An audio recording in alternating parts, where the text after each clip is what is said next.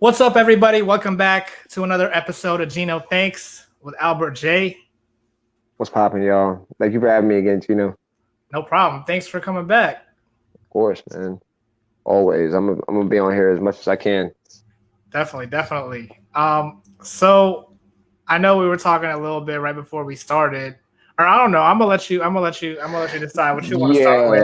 Yeah. So, like, mental health is a big deal, man. What's your stance on some of this mental health craze that's been going on? Do you think people are kind of overusing it, or do you think it's a very important aspect of life? It's definitely an important aspect of life. I've been seeing a counselor myself since last October.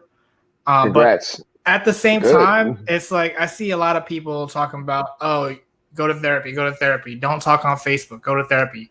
Honestly, I mean, people kind of give a lot of credit to these therapists. I feel like a lot of them are just doing it for a paycheck. You know what I'm saying? A lot of them Sure. don't really care about you. I could see a lot of situations where it might be better to vent to Facebook. I mean, I see why that's dumb, but I'm talking about like, write something out and then delete it like a few minutes Sure. later. Hey man, and that's a good point because I've actually been one of the people who've been like, advocating like stop talking to, anonymous people and kind of, go see a therapist. But in a lot of ways, they're one and the same is that you're talking to somebody anonymous and who's, objective in a more or less terms. I say that word all right, I guess. But um, I just say that to say I think it's important to really exercise that and really, pinpoint what's going on with everybody individually and to really recognize that and have that self-awareness. There was I just got home from doing a crazy music video shoot and everything, and I was met with basically a delirious lunatic woman who, was just kind of off the rails screaming and everything, and um there was something obviously wrong with her mentally, or she was under the influence of something and everything. But cops had to get called, and she had to get, restrained and all this stuff. Wait, You know, did she end up being in the video? no. That would have been fucking lit, actually. That's But what I'm no, saying.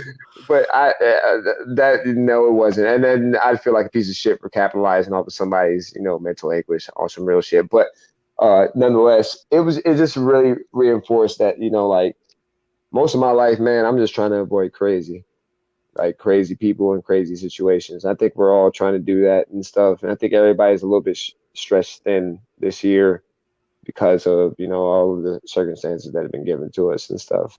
But yeah, like, um, I had to fucking like deal with fucking police, something that I don't like dealing with and stuff. And, you know, there was no fault or anything that happened on my own. It was just a really disturbed woman or somebody who's under the influence heavily. So what was she And doing? I don't get it. What happened exactly? I got home from shooting and I take my dogs out and I take my normal path as I usually do, to take the dogs out and kind of just let them out, let them run around the field. Um, I had my headphones in, so I was kind of just, jamming to some shit. And then I get my dogs back on the leash because they're in the like a caged in field. And I start walking back to my apartment complex, and there's a lady in the parking lot just screaming her ass off, just yelling and stuff, like basically saying, "You don't live here, you don't belong here." I mean, I've lived here for a year and a half, so like obviously I see there's something that was going on, and I'm telling you, it was blatant like that. It was from me walking into the parking lot to me hearing that, and kind of like, what's going on? It's like, why are you trying to sneak up on me? Why are you stalking me? Why are you doing all this stuff and everything? I'm like, lady, I've never seen you in my life. Like, what's wrong with you? What's going on? She's like, you tried to you just popped out of the bushes and everything, right? Like, and I'm like, at this point, I know there's something wrong. There's like she's very disturbed and stuff. So I'm like, all right, whatever. Um, I'm gonna go my way and everything. Then she makes some kind of threat or whatever towards me, saying that somebody's gonna get me. I'm like, all right. End up calling the cops, have them come, and they're basically just kind of standing there, like wide eyed, like Wait, so this is one of your at a woman. neighbors, you're saying? Yeah, So you're probably gonna have to see him again. 100%. Oh, yeah, that's awkward. It is to some extent, but it also isn't. There are steps you can do to, you know, get past and deal with certain things like that. But like it just reinforces and goes to show that, this is a very, very fragile world, and we're all just trying to avoid crazy to some Are extent. you I mean, I wasn't there, so I don't know. But are you 100% sure that it was like she was crazy, or is it like she Oh, I'm was 100% sure. Like, there's no not doubt about crazy? it. I mean, I didn't mean to say it like that, but she could No, have like just you're she could have been a unless Karen. Is what I'm saying. no, you're in less words. Yeah, she seemed like a disturbed person. I mean, the person that was trying to accompany her, or dim her down a little bit, was obviously perturbed at her behavior, and I see. I see. was pretty like kind of apologetic and sorrowful for her behavior in that sense and stuff. But even still, it's just like, damn, like you go about your day, you kind of go about things that you deal with and all that stuff, and things that you might find stressful. And somebody was that upset in that moment, whether they knew what was going on or didn't, that they were that upset to feel that way and everything. It's just it really puts into this perspective at certain points, the fragility of certain mental health issues and stuff that people deal with, and how fragile it is right now. And how easily like that shit can just get turned on. Like there was that no fault of myself or anybody else really. I think this person was just really disturbed or on the influence of something. And Yeah, that sounds like I don't know. The last time I remember someone telling me they were like doing some. I'm not, I don't know exactly what it was, but they were doing some kind of hard drugs. They were like tripping for like a whole week, right. talking about. I see people coming out of. I mean, it wasn't just bushes. This person was like, I see them. They're hiding behind the tree, and like they would try to point them out, and every time we would look, they'd be like, "Yeah, see, they just disappeared. They just turn sideways and they disappear." Some shit like that. It's a hell of a drug. Whatever the But fuck that that being was. said, that being That's said, I want amazing. to Give know me some of like that. when so I take it you go to therapy. Yes, like not like regularly lately, but like I have a very long history of getting therapy. Yes, Can I ask you a personal question? absolutely. Do you take like medication? Do they give you medication? I'm fortunate not have to take medication. I was offered some. I was offered Lexapro and stuff a little while back, and I took it for a little while, for about, actually not a little while. I took it for about like 8 months. I gave it a chance, and I titrated and actually felt the effects of it and saw what it could do. And then like I got into a mode for about 3 months of just feeling real zombie-ish and unmotivated and really having no emotion really. And then That, that's what I go that's ahead, what I'm sorry. saying. I feel like that's the whole point of those. I would never. I mean, they suggested I take some. I mean, they would just ask in general if I'd be open to taking any kind of medication, and I'm Right. not trying to do that because I feel like that really is what it is. They just do it to shut you up. To some extent, and if that is the motive, if it saves a life in that moment while somebody's going through some tough shit, then yeah, it's beneficial. I don't think those medications are meant for people to be on them forever. I don't think they're meant for people to, like actually have to for a lifetime rely on those types of things. But I do think people handle certain things and process certain things at different times in their life very differently. And if those times happen to sync up with a time where you're taking medicine and it actually helps you, then I think it is beneficial. You So know, when you were taking it, did you decide on your own to stop taking it because you didn't like how it made you feel, but they wanted you to continue? right? So I had a few friends of my close people actually like, holler at me and say that I was kind of like not being sociopathic, but like almost ask me like, what's wrong with you? Like you're kind of just like you're not the same. Like you're weird. Like you're not joking or funny or anything or anything like that. Like, or I'm used to you snapping off on somebody and everything. I haven't seen you do that in a long time. What's wrong with you or something? Just some like just mundane little dumb like you know differences that people notice in me, and then I kind of had a self reflection moment. And this was back in like before, right around the time I actually met you. So um, like a while back and stuff, That's and then when a you little bit stopped after. taking it. Yeah. Oh, okay. So like if you could imagine, the person that I was even back then with just very, small emotions and not really, reacting to a whole lot of shit. That's what it was to me and stuff. And No, I would say you're more like chill now than you were back in the day. 100%. But like that, I think that's just because I'm old. True. Yeah. um, but like, I mean, even still, like it's just even with that process coming off of it, it wasn't like immediate. I didn't just cold turkey it and everything. I would take them, like I would act like it was some kind of like Tylenol that if my head was hurting or if there was something going on with me, I would take it. Like it might make me feel better or some shit like Oh, that. It would make actually, you know what? Back in the day, my friend sold me a car. My friend sold me his car, and he didn't like clean it out or anything. And I happened to see like in the glove box there was like I guess it was a trial of Lexapro. It was only like 5 or 6 wow. in there, and I didn't know what it was at the time. I thought it was some shit to like get you fucked up. So I took. I mean, I'm pretty sure it had.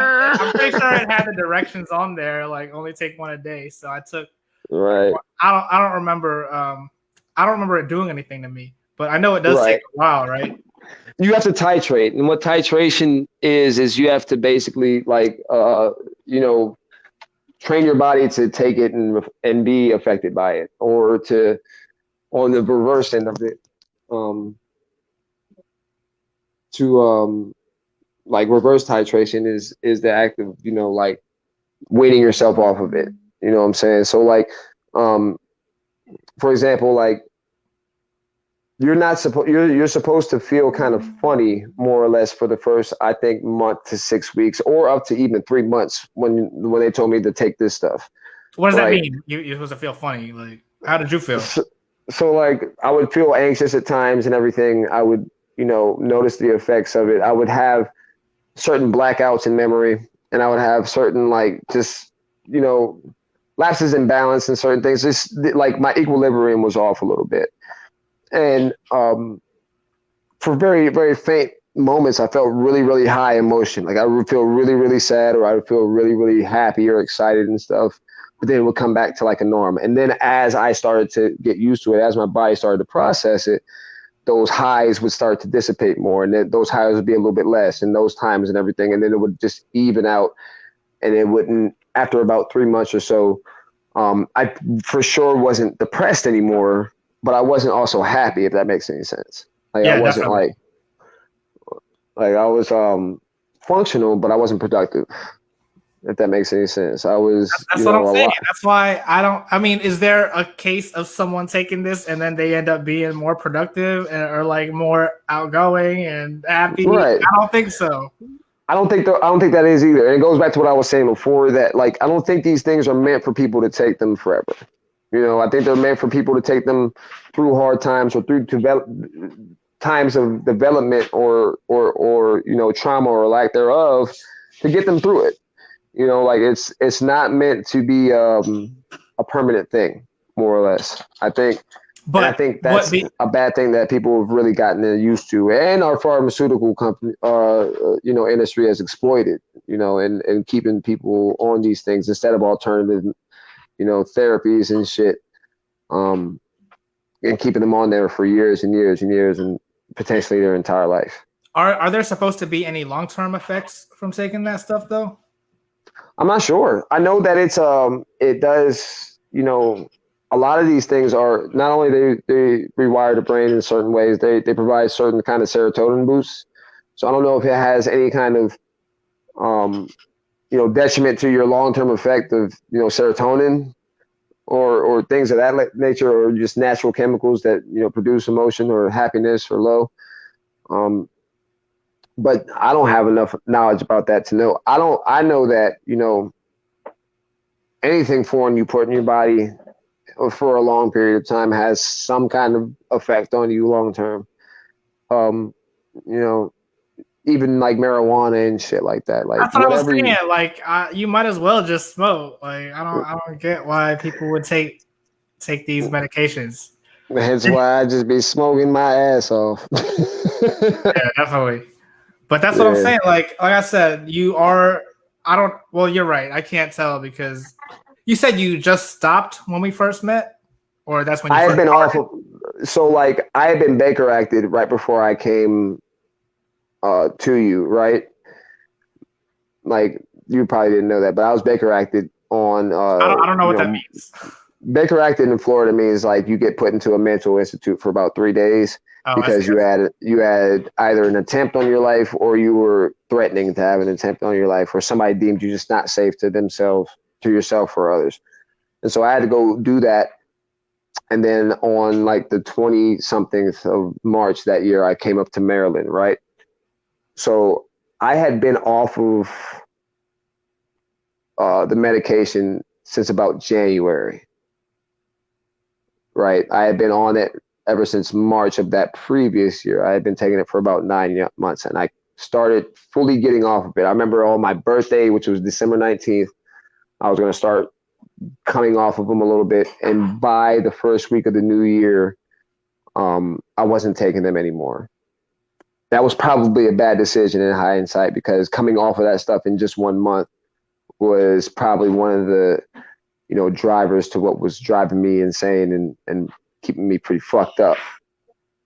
You're supposed to like wean yourself off of it if you're trying to quit. Absolutely. And I think I did it over a 3-week period, like a few weeks of doing that, but I didn't do it on the same, I guess, caliber that I weaned myself onto them, that I titrated up on them. So, you couple in a few, traumatic events during that time and everything, and you have a perfect recipe of, a young man being very, very mentally unstable and trying to take his life. So by the time I had gotten back up to Maryland, and by the time I started back at Applebee's, which was probably about the end of April, and you started probably a month after me, right? I started in June. Right. So, okay. So you started in June. So I didn't meet you until fucking June. So I've been off of the shits for about 6 months at that point. So like you're at that point, you're seeing me at my full self and who I am at that point. I see.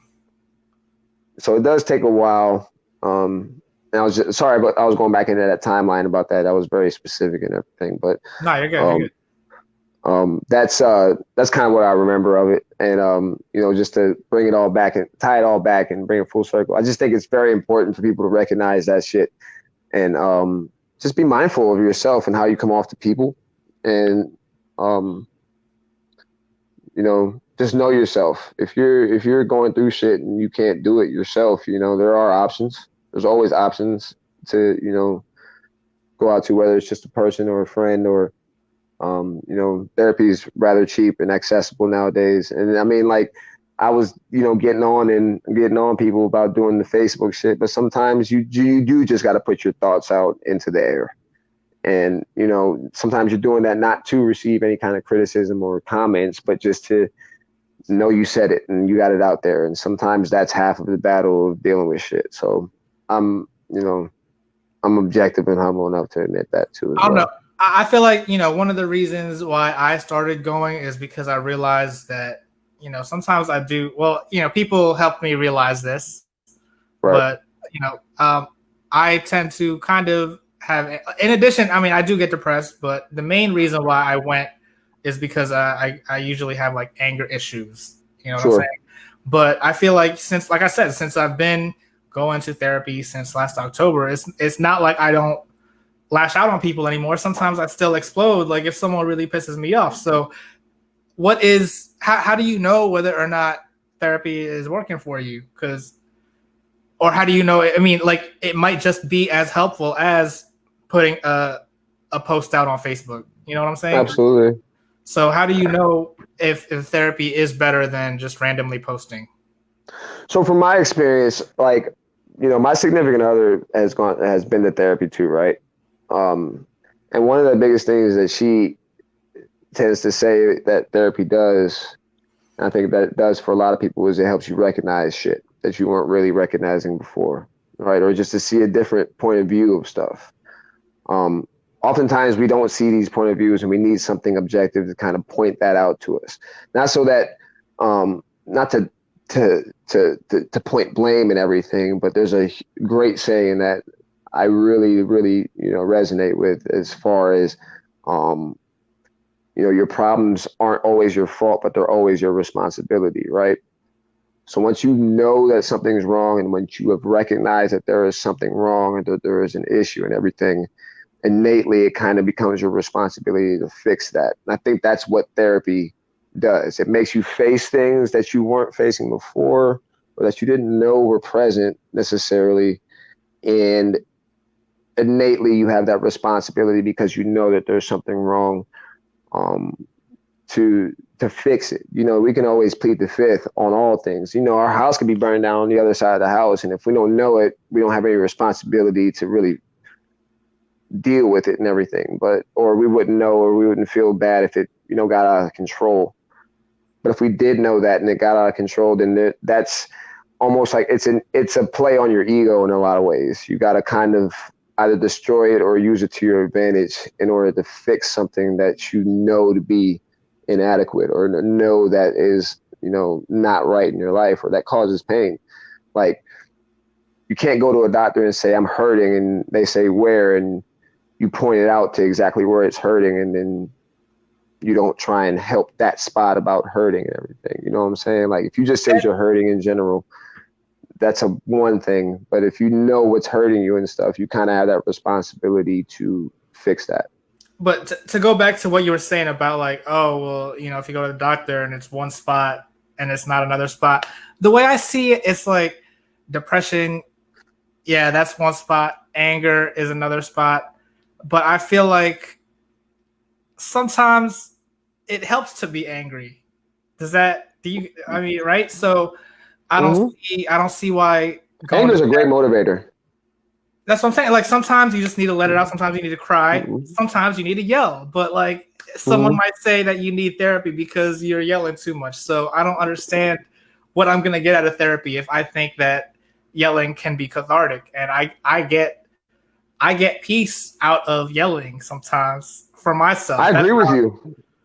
I understand that. I think, and it's crazy you were saying that, because me and my significant other, we were talking about that the other day too. Like, there is such thing as toxic positivity, right? You can't just always be positive and happy. Like, you have to have room in your life for sadness and anger and, these real emotions that actually happen, in order to, not only just be able to experience happiness, but to experience life in its full spectrum anyways.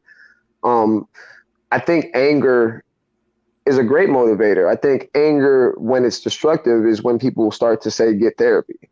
If you're hurting something or somebody or yourself with your anger, that's not good.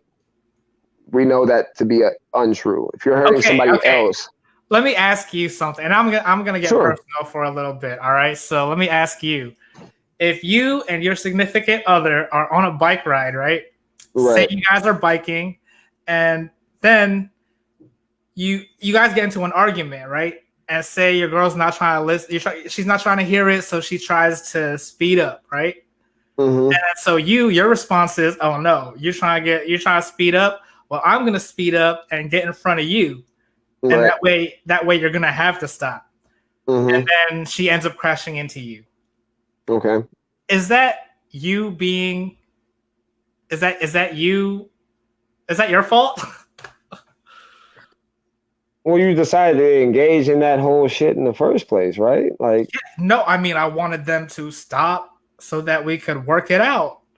Right. I wasn't trying to hurt anyone. I wasn't, you know what I'm saying? But then that could be, oh, well, you get angry and you ended up hurting me. I don't agree with that. I don't think that. Well, it's as simple as this. How many times have you gotten angry and, you did stop that bike, and in hindsight, when you thought about it, you didn't like how you acted? That's the thing. I like how I act. Maybe that's the problem. You are crazy. Is that crazy? How does that make me crazy? That just makes them a bad biker. It doesn't make them a bad biker, man. You can't like because the world that you're living in is like you're on a bike path with more than just that person, right? You're deciding to do that with more than just that person. So you have to be considerate of that person and how they might be feeling, even in your own feelings. There's a level of independence that everybody has to have. I feel like when they're acting and everything, but if you're with somebody or you've invested time and energy into some kind of relationship, whether it be a friendship, a relationship, a romantic relationship, or deeper than that, even you have some sense of responsibility, and that's what I was saying before, as far as the responsibility aspect. Um, you don't have to exactly set expectations on people. Y'all kind of establish that in itself, and being that we are human and we are able to feel anger and we are able to feel these things like these emotions, we are able to actually be hurt by those emotions too. And I don't think we can just brush those off all the time as natural reactions to stuff. And that's what I was saying. I felt like they were brushing it off by not wanting to talk and by speeding up. And I wanted to play therapist and be like, nope, we need to talk right You now. could have stopped right there, though, and that's the thing. Like everybody omits the fact that they have a choice in that matter and everything. At some point, there doesn't even have to be a crash. You could just stop. They're gonna turn back around eventually and come back to you, but like you could just stop the bike at that point. In the analogy you're given, and that's the equivalent of just getting up and walking away instead of maybe getting up and shouting or throwing something and everything, and in the expression or engagement of a certain kind of like quarrel or something. There's always a choice. I found myself in several situations, even with the love of my life, the person I'm with now, where we have had discrepancies and arguments. And after that, I was disappointed in how not my sentiment, not what I was trying to get across, but how I did it. You know what I'm saying? Like method is so important when you're trying to get certain kinds of messages and feelings and stuff across. And that takes practice. It takes a lot of time. It also takes a huge amount of consideration, which, objectively and just very truthfully, I used to not have for a lot of people. You know what I'm saying? I think it takes the right kind of person to bring that out of you, to consider somebody's feelings and how you might be saying something and how that might be affecting them. It doesn't mean you have to walk on eggshells, but I think it just makes you more of a sharp communicator, and it makes you, in my terms, it makes you utilize your lingo and your tongue a lot better than just rapping. You know what I'm saying? Like I can be a hell of a lyricist and everything. And if I can't express myself in a heated situation in a correct way or in the way that I want to, then, is my communication or what I offer really tangible? And that's just my weird way of thinking about it. I think we all have a choice and we all have responsibility when we're dealing with people we care about. Like you really have to kind of take yourself out of certain situations, just look at shit objectively, take yourself out of your own ego and stuff, and really be able to look at certain situations just black and white and everything. And it takes a lot. I fail at that often. I succeed at it often too, but I fail at it often. So it's something that, takes a lot of practice, I feel like. But exactly. And I don't know, the fact that, what happened, what I'm talking about most recently, what I was talking about, like, I still get angry. I still like lash out at people, etc. That is still happening after, going to therapy. So is it really helping? Like how do you know when to walk away from your therapist? Or I'm asking in general, but I don't know if that's ever something that you've had to do. Oh man, several times. Therapists are like, relationships, man. Like you really got to pick the right one. So what was like the deciding factor for you when you were like, now I know I got to go to a different person now? I don't know, man. I think it's just a vibe, and I think it has a lot to do with you as a person and your willingness to be open to certain things. Like we all, like, you know, we're incomplete puzzles, and the therapists are those puzzle pieces, right? You have to have the right puzzle pieces to put in there and stuff like all therapists are going to have those pieces. Are you going to have the right pieces for me? You know what I'm saying? It's really just that simple. Like, are you going to vibe with me? Are you going to give me objective truth? Are you going to be honest with me? Are you going to make me not feel threatened? I think a lot of people, when they go into therapy, feel very threatened and very on edge and stuff, and therefore they can't open up as much, or they don't feel comfortable and I stuff feel with the like people. I feel like I would feel comfortable if I felt like that, but right now I feel like the past couple therapists I've had, they tend to be like yes men. Right. That's what I don't like. I want them to challenge me. I want them to, even be mad at me or something. I don't know. Right. Like, just hold you accountable, right? exactly. Right.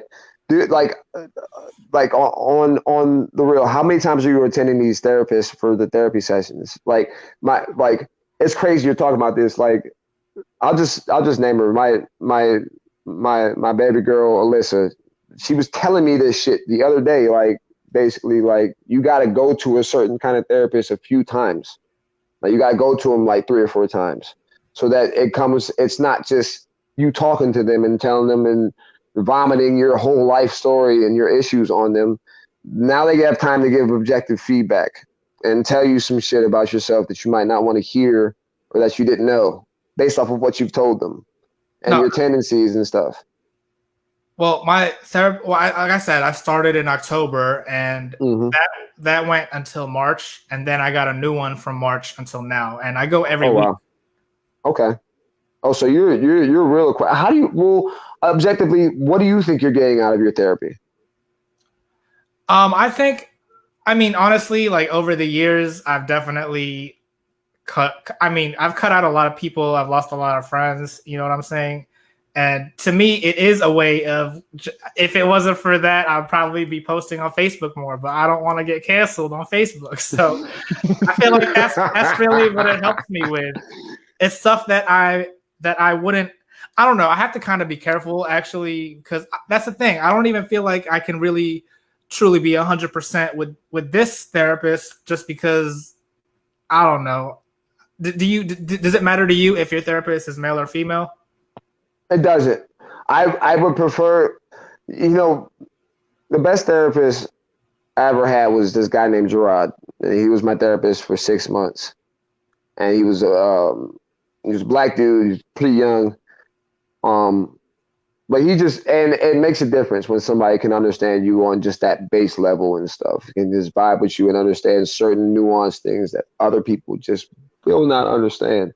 You know what I'm saying? Like, it makes a huge difference. But I do think that there are really emotionally literate therapists out there, no matter what gender or how old or whatever they are. They can recognize things very easily. Does that make a difference for you, though? Kind of, because there's sometimes, like, I don't want to get into everything I would want to talk about, because I'd be like, oh, that might be TMI, speaking to a woman.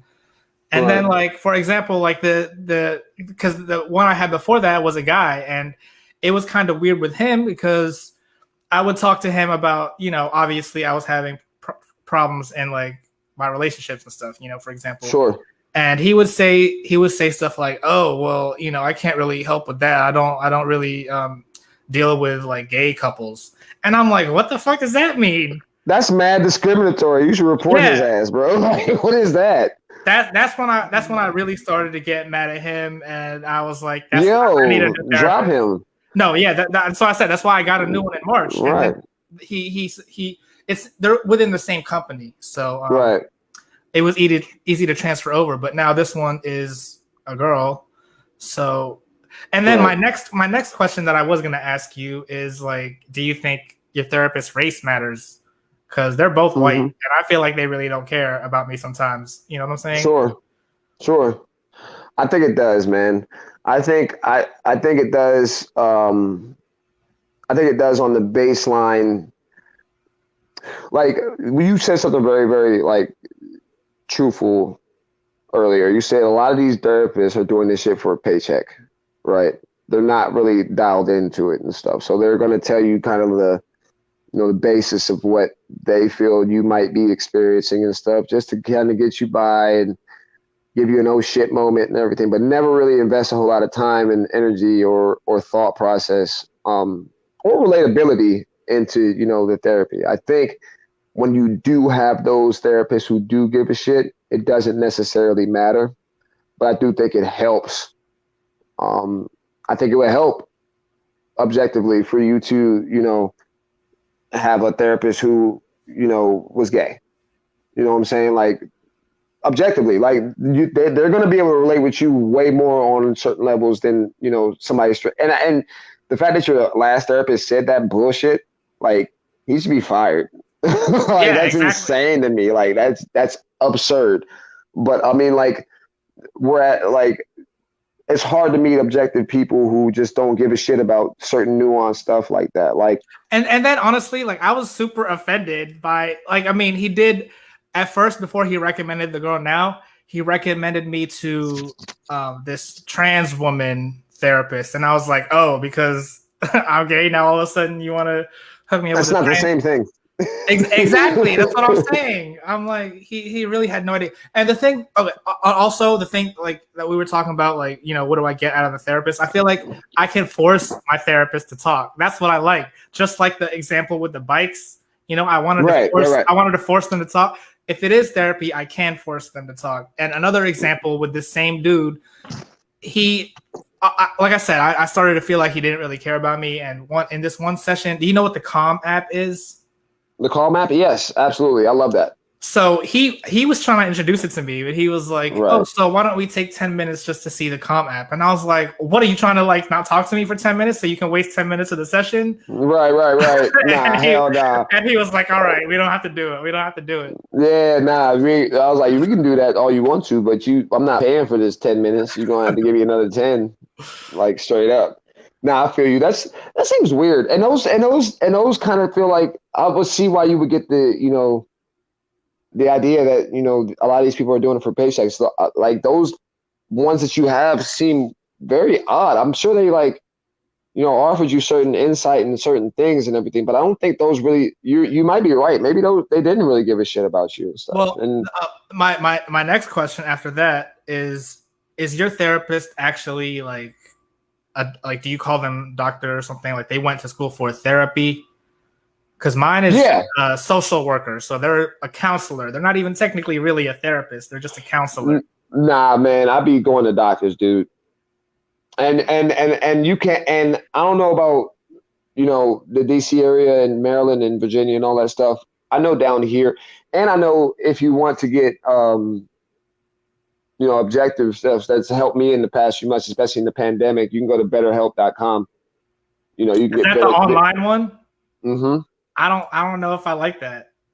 It's more or less kind of like what me and you were doing, but for 45 minute to 90 or to 60 or to 90-minute sessions, and it helped me even more because I was even more anonymous because I wasn't in the presence of somebody. I could just talk to them. It was like I was talking on the phone, but I could see them. Like, it was just FaceTime and stuff. And Eric was my therapist on the last go around. I went to 4 different therapy sessions and stuff back in June going into July. Of the BetterHelp in itself, you mean? Uh-huh. And he was great. It only cost $160 for the entire month. It was $40 a session, more or less. And yeah, man, I got some good, I got some time to really talk my shit. In the first 2 sessions, I really talked my shit and everything. And then halfway through the third one, he started to talk his shit. And then he told me certain things. And, in the last session, it was just kind of a culmination and him talking more shit and stuff. It was like, it comes off like me and you talking right now. Whereas, we already have that chemistry and everything, but it's still like I could talk to you if I knew that was what I was supposed to be doing. I'm supposed to dump on you more or less right now. And I don't know. I think one of the biggest taboos and things that of discomfort that goes with therapy is, getting hyped up to go to it. getting in the car, going to the actual place, getting seen, sitting in the office and all that shit. And sometimes when you can just kind of sit in a room in your own comfort and do that, it helps too. So, I mean, like, it's really up to you and what you respond to. I respond to all types of shit.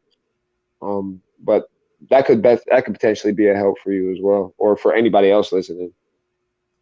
True. I mean, I did think about it when the lockdown first happened. The ads were all over Facebook. But I'm saying the therapist you're going to now is you see him like it's a real therapist. It's not BetterHelp. I haven't seen anybody since BetterHelp. Oh, so the one you were talking about, Gerard, that's from BetterHelp? No. The one I was talking about, Gerard, was from back in 2015. Oh, I see. I just remember him. I got you. I went to him for a while, and that was the last one I went to until 2019 when I saw somebody one time, and then over in 2020 I did the BetterHelp sessions a few times. So, but I have a history like ever since 2009 of therapy. So like I've been going in and out into different ones for a while. This is my first like real therapy session. I went in high school just for 3 sessions because some shit happened in high school, and that's all my parents' insurance could afford at the time. And I might have to switch therapists anyway because I just got a new job and I have insurance now, so I might be able to get some better help actually. Right. Yeah. No. Like if your insurance covers it, you like go ahead. I didn't have any insurance when I went and just did my shit. Like it's a phone bill and a light bill for your health. I mean, like I think we should have more affordable healthcare and stuff too. But at the end of the day, we don't. So what are you going to spend your money on? Like, just especially when somebody tells you, close to you that there's some shit that's wrong. You need to go fucking talk to somebody for a little bit. Like, you got to go just do it. And I think it's the same thing as, if you're sick, you go, eat some chicken soup or some shit. You help yourself. If you broke your arm, you put a cast on. Yeah, but just like you said earlier, us talking right now is similar to how it was when you were on BetterHelp. So why didn't we just do this instead of you signing up for BetterHelp? You know what I'm saying? Like that's what makes me think it is gonna be a waste. Just the fact that you said that, like a waste of money to just do that. It's like you and me with the familiarity and comfort. That's what I was kind of getting at. Not so much about the knowledge and stuff. Like we're not here to dump on each other all of our, personal strife and everything. We still got Tory Lane's bitch ass to talk about too. That motherfucker. But like, it's a start. Like, this is in a way therapy. Not gonna lie. Like it is definitely. Like being able to talk to somebody and share views and stuff and bounce ideas and everything. It's like the Facebook post, only it's way more interactive. You get to just put your shit out in the air, and now somebody interacts with you with it and stuff, and it's just as good to me. I think there is a lane for it, but I do think there is talking, and then there's therapy. Like therapy is an overtime recovery from some shit that's not correct. So I don't think you could come to grips with certain repressed or past things and everything just by us talking on a podcast. Because we can't exist in here all the time. Well, also I wish we could. It's weird too that you said that this is kind of like well, I don't know. I feel like my therapy now is kind of like this because since I started with this new girl, it's all been on video. It's like they're video sessions. So I guess it is. I don't know. Maybe that's why I can't get to be like 100% comfortable with them. Maybe it would help a little bit more. I am pretty comfortable with her because like for the most part, like a lot of my friends have been like women, so I'm comfortable talking to them in general. Women are just way more, emotionally literate, dude. They're just easier. They're better at reading emotion. True. They are. But at the same time, it's like, I don't know. I I'm definitely gonna have to switch. I feel like since I have a different insurance now, unless I want to pay like full price for them. So I'm gonna be looking forward to a new one. I guess I'll keep you updated on if I like the new one better or not. You should keep me updated. I want to know about your relationship with your therapist. I think it's good. I think it's important. And I think you should pick one specifically catered to what it is you need and everything. And make a lot of the relatability on just demographic and who you are a lot less hard. Pick an Asian or excuse me, more specifically like Filipino you know, like physician. You know what I'm saying? Like get that fucking, like connection off the bat so that you don't have to work for it. You know what I'm saying? Like, or it's just not there. Have you looked into, therapists that are, gay or deal with that? I did previously for a little bit, but the only ones that I found didn't take my insurance. So really, or they that's were insane. Yeah, like they were. What? You don't take my insurance? Like, go because fuck yourself. they're more. I guess they're better therapists, so they're booked more, so they have like more exclusive rules as to who can see them. I don't know. That's insane to me, man. Like everybody needs to be able to have access to that shit, and you're not wrong. I think on a base level, if you're talking about two just basic, therapists who have the same credentials, I do think the gender, the sexual orientation, and the color and race matter a whole lot. I think it is a very, very, very important factor in choosing your therapist. True. Well, I don't know. I'll see what ones are available in my new network now. But right. I do want to move along. I didn't even realize this would be like such a long part of that was dope. Podcast. Yeah, that was awesome. Yeah. But speaking of crazy shit, I already know what you're gonna say. So did you watch his live? Yes, I did. Or excuse me, I did not watch it. I heard clips from it, the highlights. It was 90% bullshit. It was. Thank you. Thank you. Bro, he did everything on that live just like he did on his album. He said he went on his live and he went on the album and didn't tell us shit. If you did not shoot somebody, say, listen, I didn't shoot that woman. He has not one time since July's came out and said, listen, I didn't shoot that woman. All he said was, it hasn't gone down like that, and I consider her a friend, and I still protect black women, even though I shoot them in the feet. The thing is, I feel like if you want to think about it, like I feel like he doesn't say, I didn't shoot that woman, because if he says that, then he might have to, people would ask, oh, well, then who did? And he doesn't want to ask that just in case maybe it was the other girl. Like, man, if I didn't shoot somebody, I ain't shoot somebody. I'm saying that shit. I don't care. Look, it doesn't have to be that person. It wasn't me though. So I don't, whatever y'all got worked out over there, I ain't snitching just because I said it wasn't me. You know what I'm saying? Like, fuck that, Tory. He is just beating around the bush and trying to get sympathy in a situation that if you did not shoot that woman, all you have to say is, I didn't shoot that woman. That man has had 3 months to say, I didn't shoot that woman, and has made an album and has put out live videos and has tweeted and has not said in any one of those contexts, I didn't shoot that woman. Fuck you, Tory Lanez, you bitch ass nigga. Shut up. I don't care about you. You're short Napoleon complex. Fuck boy. And I don't have sympathy for you.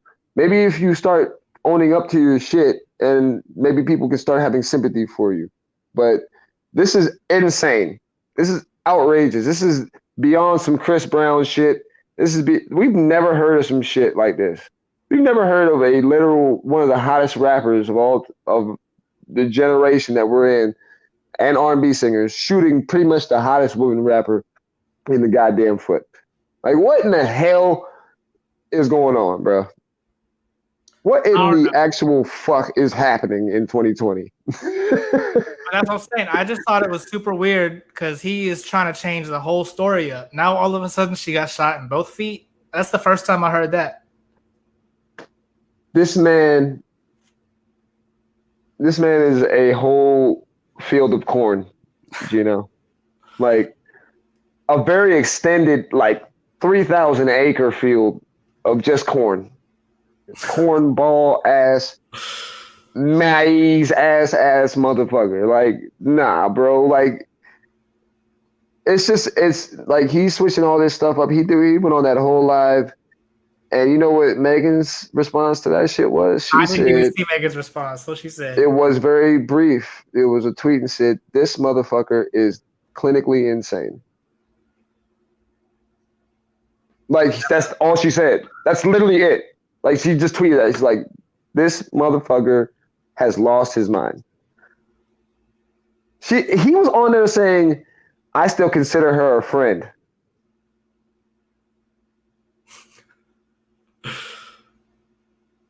That's what I'm saying. He's really Gino, if I shoot you in the foot, even on accident, are we friends? If it was on accident and you were trying to save me from a snake because we were all tripping on shrooms and you thought that's you were a the hero. story. That's the story. We were tripping on shrooms and Gandalf came with his fucking staff and tried to kill the snake, but the staff was a gun and the snake was Megan's foot. Because we did talk about a lot of that stuff last time we spoke about having to be 100% certain, right? Yeah, and I will say the one thing that he did say right, I would say, because it's clear that he's just trying to build his case. Right.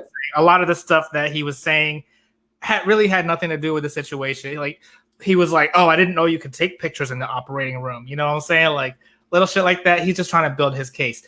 But that was a bullshit excuse. Of course they're gonna let her take a picture.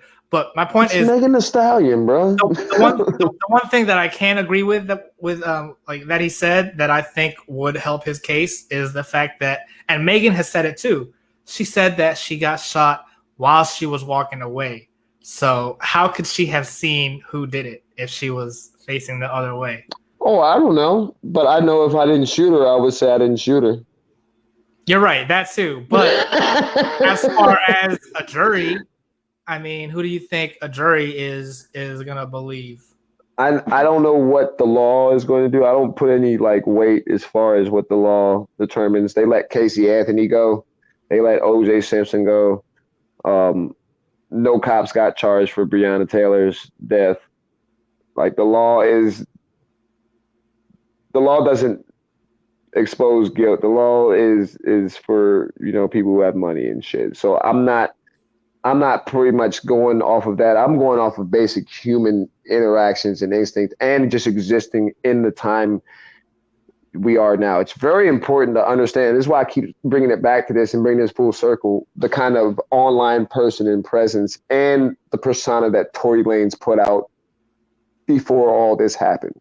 One of the most outspoken, most confrontational, quote unquote, honest, about his shit type of person and everything, and somebody comes up and challenges this in a very, very controversial type thing, and all of a sudden he's quiet, and then he tries to put out these pity party things of please feel sorry for me because I'm the one who shot somebody and now everybody doesn't like me, and we're giving it energy by trying to support that fuck shit. If you didn't shoot somebody, look, if somebody makes an accusation that I did I raped somebody and I didn't do it, guess what I'm doing? I'm coming out the woodwork and fighting on all cylinders about how I didn't do that to somebody. And not only that, I'm going to countersue and press charges against that person who made those accusations once the truth comes to light and all that stuff. And if the truth is already apparent and all that stuff, it's not a game, especially in this era where it's not innocent till proven guilty. Like if you are accused of certain things, especially in the climate that we're in on top of social media, you need to defend yourself as fervently and as fiercely as you put yourself out there in the public eye to get famous with.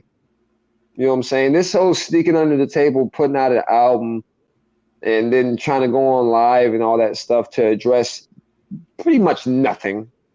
He didn't say anything really happened. He just aired his dumbass little, if this happened, then why the fuck did this happen? Yeah, he didn't say like it didn't happen. He was just saying, how could you be sure that it did or not? Tori, shut the fuck up, bro. Like, shut up. Just shut the fuck up. If you didn't shoot that girl, say you didn't shoot that girl. Otherwise, shut the fuck up. Like, nobody wants to hear anything you got going on. I don't, at least. Like, I think you're a cornball. I'll never support your bullshit ever again. Like, and I'm somebody who was a fan of that shit. Like, I'm an objective fan of music. You know what I'm saying? It was so fucking hard for me to not want to step in the name of love when I knew all that shit about fucking R. Kelly. You know what I'm saying? But you can't be a nasty ass person and somebody like you can't, like, you're giving them money when you listen to them and support them. You're literally giving them currency, relevance, and power. And we got to get out of that shit. Like, no, you're guilty right now until you at least, at the very bare minimum, over 90 days say, hey, I didn't shoot you, Megan. You can't even say that. Like, fuck off, bro. You're right. That is weird that he's never said that statement right there. Like, it's insane to me. Yeah, he said everything else but that. Literally has not said that shit. Like, has gone around the bush, has done everything in his power to make people feel sorry for him. And to capitalize on it financially. Except for saying, I didn't shoot you. And that's why he's getting charged. And if he did shoot that girl, which all signs are pointing to it, I hope he gets the maximum for whatever the fuck it is. We got to protect our women. Period. Fuck all the bullshit. Like, we got to protect them. And there's no situation, we were talking about that last time, there was no situation or real need for there to even have that be a factor in an altercation between you and Megan Thee Stallion. Like, that's an insane thing to ever happen. And I'm sorry, you got to pay the price for that shit, brother. It's nuts. It's nutty. True. I don't know. Yeah, I don't know what to make of it. I can't wait to see like what comes. I mean, is he doing a trial? How come he's free still? That's what I'm trying to figure out. I think his trial got pushed back to the middle of next month, in November. So they're gonna have to deal with it then. How come like a case like that? I feel like it gets pushed up right away, but then we've been early on. I don't know if you remember when we first did our first couple episodes. We were talking about Ghislaine Maxwell, right? How come her trial isn't until next summer? I think the amount of accusations on somebody as well as the amount of evidence that has to be processed has a lot to do with it. I think when you extend somebody's trial just for a week, you kind of have to, or for a month, you're kind of just making sure you get a couple of things in together so that the lawyer can get paid. I think maybe Tory Lanez is not that he needs the money or whatever and stuff, but like in a case where there's a potentially attempted murder, he's going to come out. There's going to be a six-figure, salary for some lawyer or a group of lawyers to help him get out of this in whatever way possible, right? But somebody like Ghislaine Maxwell, where there's hundreds of, if not thousands of potential victims, it takes a while to compile evidence against that person in order to indict them properly, and to not only that, but to present that evidence to that person and the lawyers and to the state to see if there's some kind of a plea that can happen that can possibly indict others, like the ones that are, I think Ghislaine's case is way more interconnected, and there's a huge more web of indictments that could come out of her specific case than just dumbass Napoleon complex Tory Lanez shooting at a fucking woman. So you think that the court thinks it's like an open and shut case? Like, it's clear you did it. Let's just get this over with and go to court next month. With Tory Lanez? With Tory Lanez, yeah. I don't know. I don't know any, and again, I'm speaking from the standard of, or the part of just being a real ass nigga or just a stand up person in general. Like, I don't know, man. Like, I can't, like, there's just certain ways you move when you aren't guilty. You know what I'm saying? Like, and I think Tory Lanez is not moving like he's not guilty. I think he's moving like he's a guilty person. I don't know. You think of like famous examples like Bill Clinton. You know what I'm saying? Mm-hmm. He came out saying he refused or he denied having any kind of sexual relations with Monica Lewinsky, and everyone knew he was lying. I'm kind of like, I feel the opposite. I feel like if you automatically come out and say I didn't do it, they're gonna think you're lying. Um, for sure. I don't think if you automatically come out and say you didn't do it, but I think look, I'll put it like this, right? There's an election going on. Cardi B's in the news. The NFL season and the NBA season just start. NBA season just ended. The NFL season has started. There's a lot of shit going on with that. There's protests every day over in the West Coast and over the country still for racial and social injustice. Breonna Taylor's killers didn't get any time. And in the midst of all that shit happening in a pandemic as the whole thing,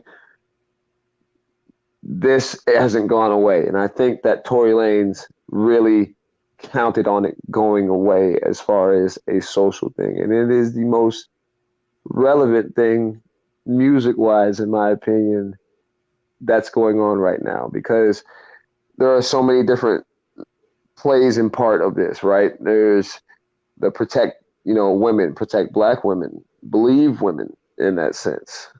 Then you have Tory Lanez fighting back against it for what I assume to be, computer warriors and stuff who are making cases for things that they've never been a part of or just don't know about in defense of him. And then at the end of the whole thing, this person hasn't ever denied outright that they did it, even over the 90 days of it. So it's not even that it didn't happen in the beginning, but over the period of time, if you can manage to put out music, if you can manage to put out a live video, and you can manage to stay quiet in between all those other times, you can manage to say you're innocent as well. And none of that happened. So I don't know or claim to know what the courts are going to do with Tory Lanez. I don't have a whole lot of faith in that system to begin with. What I do know is that there's a certain code and way that people walk, especially people of his ilk and what he is represented. It's the same kind of thing with the Tekashi 6ix9ine or the 6ix9ine stuff. You claim to be and act and walk a certain way. You got to deal with the ramifications of that to some extent. And if you switch up how you are and who you are in the midst of some controversy coming your way, when before you act in a certain way, it kind of sheds light on your whole, not only your entire image, but your integrity in general. And that's just me. You got to walk a certain way for me to really have respect or listen to your art. And that's the thing too. I feel like he definitely has been taking a lot of pages out of Tekashi's book. Like, you know what I'm saying? He's kind of pulling all the same stops. And I feel like part of the reason why he's not saying that he didn't do it is because he's trying to, in a way, pull a Tekashi. Because, there were a lot of allegations against him when he first came out too. And he was able to spin it into something that was able to build his popularity up because he was so infamous. You know what I'm saying? What's his popularity built up right now, though? Because we're still in the wake of Tekashi 6ix9ine's dismal first week sales, which I really don't think he's broken 100K yet, if we're being honest. If we're counting before Billboard banned or before they changed all the rules or whatever, you know what I'm saying, disqualified the bundles. We can have all that conversation all you want to, but like it's the same kind of thing. Like Tekashi 6ix9ine, relatively since his album has came out, has been relatively quiet. There's been no music videos. There's no real interviews. He said he's working on his other album because while he was needs to never put out an album again. he needs to just put out singles, bro, and just live on YouTube if he I mean, knows what's good for him. he has to fulfill his contract. So he had that contract where he said he would come out with 2 albums. Yeah, I feel like you're he's trying right. to get that out of the way. You're right. I just like it's the same thing though. Like he's first of all the accusations and stuff against Tekashi 69 weren't accusations; they were all true. He just happened to be able to manipulate it in a way that meant that he didn't have to be in jail. That doesn't mean he's not out of trouble. That doesn't mean he's not off of probation. That doesn't mean that there's not several people wanting to probably kill him. And that doesn't mean that, people who believed in him before are going to believe in him afterwards, despite the fact that he might have had some shock and awe presence when he got out of jail initially and stuff. It's the same type of thing, man. Like people get tired of certain kind of aspects. Like nobody ever, in my circle at least, debates that Tekashi nor Tory Lanez makes crazy good music. Right? We're not debating that. Like they make good music. But the bullshit that they represent and everything and the shit that how they move on top of that, at least to me, just it leaves a very sour and bitter, nasty, aftertaste to what seems to be a good meal. See, I can agree with that with Tory Lanez, but I kind of disagree with you with Tekashi 69 because to me, I feel like I like him because since he came out, he's always been the underdog. You know what I'm saying? And he kind of encourages other people who are underdogs to kind of have like a I don't give a fuck attitude. And I feel like sometimes you're right. To that extreme, it is kind of, a little much. But to the people that he's influencing who do feel like the underdogs, like he's empowering them. And I feel like that's something that I've always felt like an underdog myself. You know what I'm saying? Sure. So I feel like that's why I really connect with him, I guess. Mm-hmm. I can see that. I can understand that, and then I don't want to take it that away from him at all, as far as that's concerned.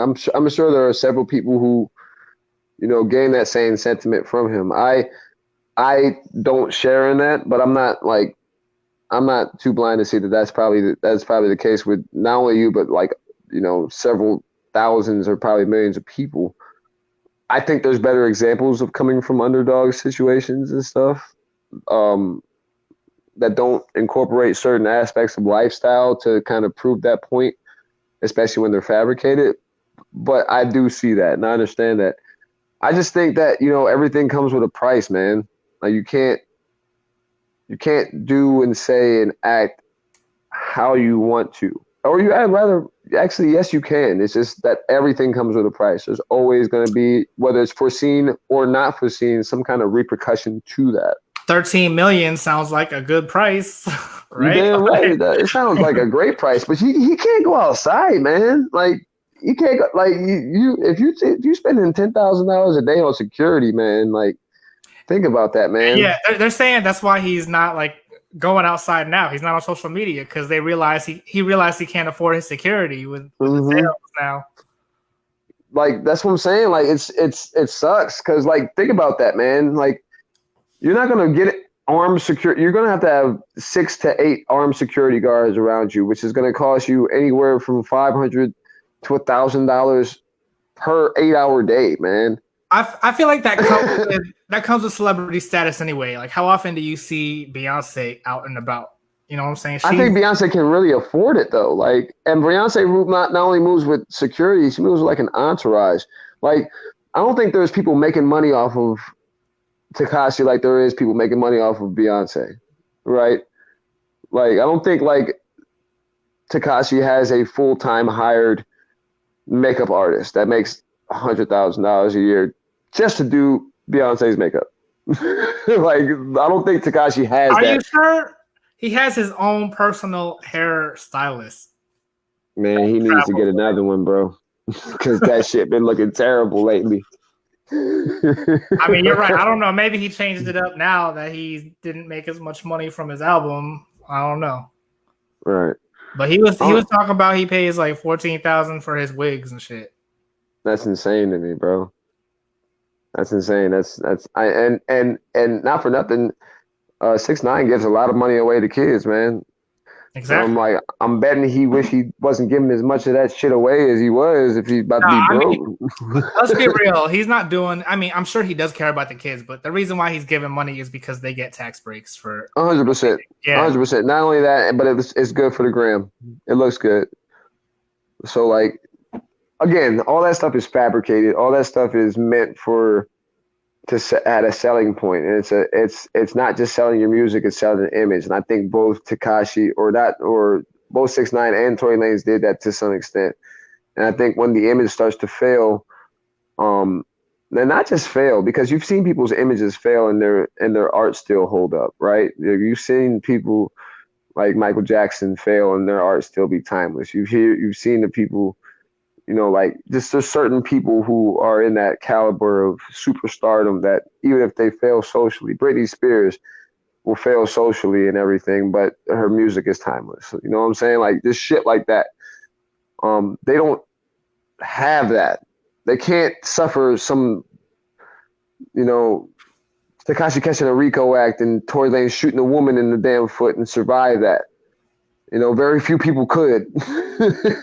Damn sure ain't them, man. Like it's just like shit. Like this is an insane year, man. I also heard 6ix9ine is that woman who charged him with that underage sexual misconduct thing that he did is resurfacing charges from what I hear from the Breakfast Club as of this morning. He already pled guilty. How do you resurface that? Because videos came back out of new evidence of him not just being a witness to it, but him actively participating in this shit. Oh, I thought he already said that he was like He said participating. that she was underage and that she was in the video that they were shooting, and that was all he knew, and that he didn't like touch her and all that stuff. It shows him touching her. It shows him, fondling her. It shows him engaging in a sexual act with a 13-year-old at that time, and he was 18. So Oh, that's um, nasty. I mean, that's That's like nasty shit. that's like if you're a high school freshman and you're going out with a senior. That's an 8th grader going out with a senior, but that's still That's. nasty, and it's I mean, on. I have a late birthday, so I Yeah, started ninth grade as 13 years old. You know what I'm saying? right, So it could have been something like that. I don't know. man. Man, I don't know, man. I know if that's yeah, man. I don't know. I pray for those guys. I pray for all those people involved in that shit. I pray I pray for Tory Lanez. I pray for Meg Thee Stallion. I pray for 6ix9ine. I pray for our country right now too, because like, No, did you hear about that bill in California though? what's that? They're called. Well, I don't know. People online have called it like the pedophile bill. Oh yeah, that got passed last month. Where basically like it makes it okay for a 20-year-old to have sex with a 10-year-old 11-year-old, as long as Oh it's yeah, within 10 years. yeah. So it's up to the judge's discretion if it's within 10 years. It's Of funny that the people that are higher up, the ones doing the shit, are the ones that are also making the laws for that shit, right? Like, that's very very weird, man. Like I want to get one of my boys Trevor on this shit next week because he's been a very very avid supporter of the system as far as its pedophilia and everything. The QAnon people and the Proud Boys and all that shit and everything that all that stuff's representing. I want to get him on this joint to talk because he's really, really well into it. But like, there's something going on. I think the awareness that's really starting to happen is really just it's no mystery to me that I can't put it past me that there's all this shit happening in the world right now as all this stuff is starting to come out. Like the election, even the pandemic. I can't put the pandemic past people as something that was planned or put out there to kind of cover up or take attention away from, the nastiness of our leadership and stuff. So like, I don't know. I don't know. I was gonna ask you, do you follow all that QAnon stuff? I couldn't tell you what the fuck it is at all. But you know what anonymous is, right? Hmm. I always see that's where I'm confused because I thought anonymous was good, but QAnon is different from anonymous, right? I don't know. Like I don't know what it is. I don't. I, I think they're just exposing facts about certain people, and it's indiscriminatory. That's what I. That's the only thing I know. I don't know. So are you as of right now, knowing as much as you know, are you supporting QAnon or not? I don't know. I don't know. I don't know anything about it to support it. Like I like it'd be like me trying to support some kind of you know African tribe in Kenya. I don't know anything about them. They're that foreign to me as But, that is. but, I but don't. if you had a friend that was like, "Oh yeah, this African tribe in Kenya is really cool," then you would think at least that it was because you had a friend that thought it was. Hell no. Okay, maybe you're Fuck right. my friend. Well, I then, don't yeah, know about that shit. I'm really interested to have your friend as a guest on here. We need to Yeah, definitely. man. I would love to have him on there and have him speak on that, man. He's way more versed in it. He can, it's my boy Trevor. I love going back and forth with him online, man, because he's completely opposite of me. But he's not just that for the sake of it. Like he has a reason for it, and his righteousness behind it is not a lack of righteousness. It's like like everybody is okay is very very selectively moral. I'm just selectively moral with this. I don't think kids should be fucked over. I don't think rape should be okay. I don't think these types of things should be okay. And I'm willing to let other shit pass as a result of that being the bottom line.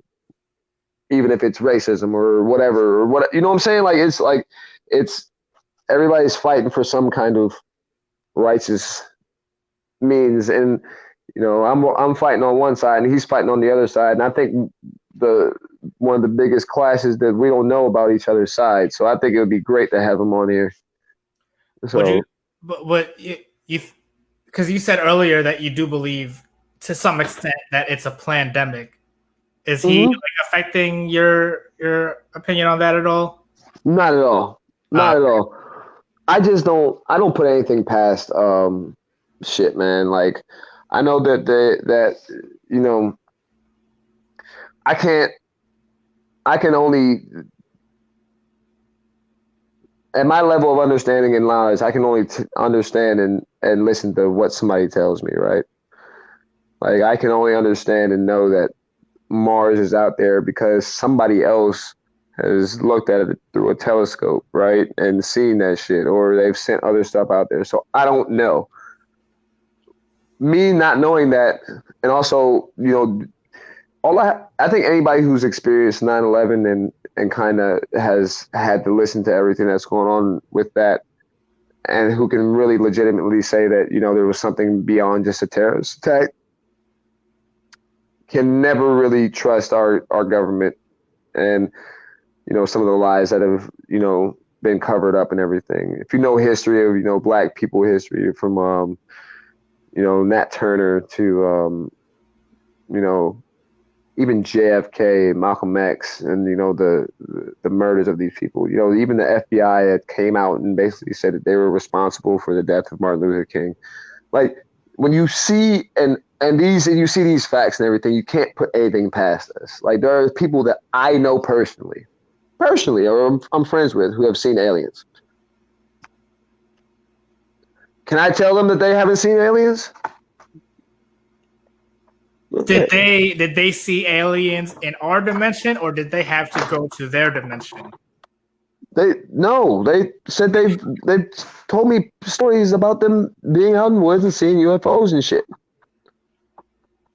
No, they've actually said that shit. And like I haven't seen that, but then who the fuck am I to say that they haven't? True. Like I just can't I'm open to the possibility that it is a pandemic. That's all I'm saying. I'm open to the possibility that, you know, I don't know the origin. I don't think anybody in our social circle knows the origin. I think a few people know really all the way what's going on, and that it's going to really remain that way until the end of the world to an extent. But no, I wouldn't put it past a lot of shit. Like, there's so many subliminal influencers around our world now, and especially with the internet and the way it is, and the way we've had to exploit that through the pandemic, that I wouldn't put it past us at all, especially this being an election year. Yeah, that's what I'm saying. I'm really interested to see how stuff plays out after the election. It might, it might totally. You're right. If it's that would really, if after the election everything started to get better really fast, I'm definitely on team. It was a pandemic. Yeah, man. Like, you can really see, like, objectively, baby. Do you think it's possible that after the election, the pandemic kind of goes away? Objectively? Yeah. Okay. So she doesn't think it will go. Do you get hopeful, that? but I'm hopeful that she's right.